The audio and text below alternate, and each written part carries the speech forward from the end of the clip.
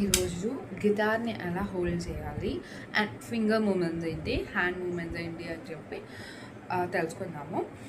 Music with Nani. Okay, చలో let's begin.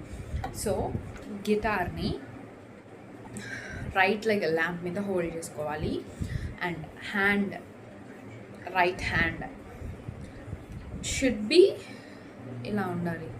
ఇక్కడ ఇలా పెట్టామనుకో నీకు హ్యాండ్ మూమెంట్ ఇవ్వడం కష్టం అవుతుంది. సో గ్రిప్ ఇక్కడ ఉంటుంది, ఈ హ్యాండ్ మూవ్ అవ్వదు.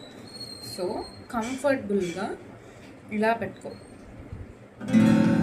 సో హ్యాండ్ మూమెంట్ అనేది ఈజీగా ఇవ్వగలగాలి. అండ్ ఇది వచ్చేసరికి